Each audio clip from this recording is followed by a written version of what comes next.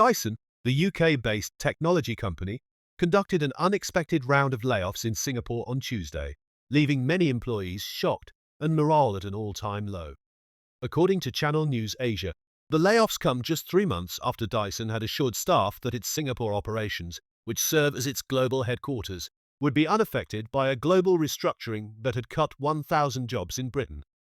According to employees, the retrenchment exercise was carried out discreetly, with affected workers receiving email notifications for private, one-on-one meetings. These meetings, attended by human resources representatives, informed employees that their roles had been made redundant. One laid-off worker, speaking anonymously, shared that employees were unaware of who had been called into the meetings.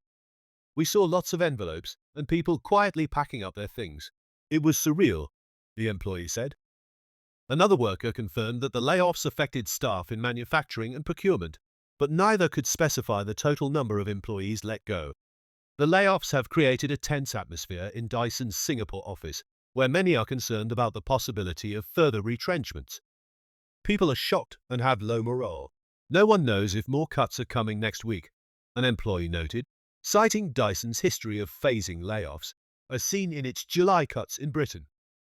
A Dyson spokesperson responded to media inquiries by stating that the company was adjusting its team composition to ensure it had the right skills in place for future growth. "Our ambitions in Singapore remain unchanged, and we expect to continue growing here in the medium term," the spokesperson said. Dyson did not, however, disclose the number of employees laid off or provide specifics on how the company plans to support the affected staff. The United Workers of Electronics and Electrical Industries, an affiliate of the National Trades Union Congress, expressed disappointment at the limited notice provided before the layoffs. UWEEI revealed that it was informed only 1 day before the retrenchment, which left little room for meaningful discussions. The union has escalated the matter to the Ministry of Manpower for further review.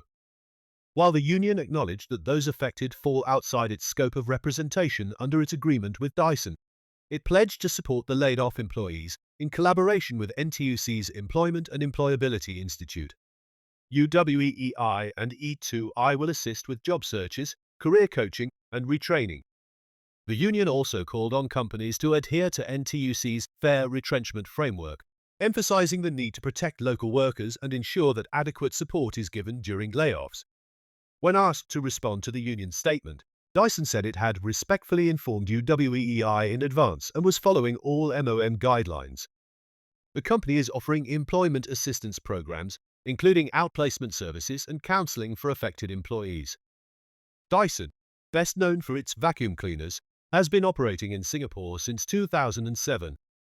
It designated Singapore as its global headquarters in 2019, and the city-state serves as a hub for Dyson's research, engineering, and manufacturing operations.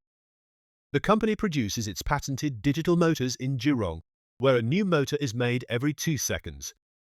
Dyson is also investing in a high-tech battery manufacturing plant in Tuas, set to open by 2025.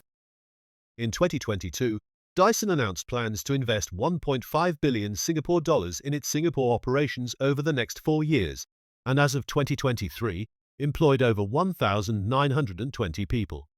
Despite this long-standing presence, the layoffs have left employees uncertain about Dyson's future in Singapore. "We thought the company was going to step up investments here, but now we're not so sure," said one affected worker. The Economic Development Board issued a separate statement, noting Dyson's significant presence in Singapore. EDB emphasized that it would work closely with Dyson and relevant government agencies to support displaced workers, including helping them find new jobs in companies that require similar skill sets. In the aftermath of the layoffs, online platforms like Reddit and Facebook saw an outpouring of frustration. Many commenters criticized Dyson for what they viewed as inconsistent behavior, pointing out that the company frequently reposted job vacancies while simultaneously cutting jobs. "This is a company. They act like they're hiring, but now they're laying off," one Reddit user wrote. Another added, "I've heard of this practice before. A lot of multinational corporations do the same thing." Others questioned the role of the union and the government in preventing such layoffs. "How does tripartism work here? Dyson is cutting jobs, and MOM is just watching," one commenter posted, referring to the model of cooperation between the government, unions, and employers. Another remark, tripartite practice here is a joke. Trade unions should be independent to protect workers, but Singapore is too lax. Companies just take advantage. On Facebook, commenters continued to express dissatisfaction, with one individual asking why the union and MOM had not acted sooner. Is this because they are all white-collar workers? Only union members seem protected, while non-union workers have to fend for themselves. Another wrote, this retrenchment should have been handled better. Singapore is becoming too expensive, and when that happens, companies like Dyson will just leave. Many expressed skepticism about Dyson's long-term commitment to Singapore. They said they'd invest in Singapore, but now they're cutting jobs. They take whatever benefits they can get and leave as soon as things get tough. One commenter speculated. Others pointed out the growing global competition for skilled workers, with one user writing, more countries can do what Singapore does at a fraction of the cost. If we don't innovate, we'll lose more jobs. As the debate continues online, affected employees are left to navigate the uncertainty brought on by the layoffs, with many unsure about what the future holds for Dyson's operations in Singapore.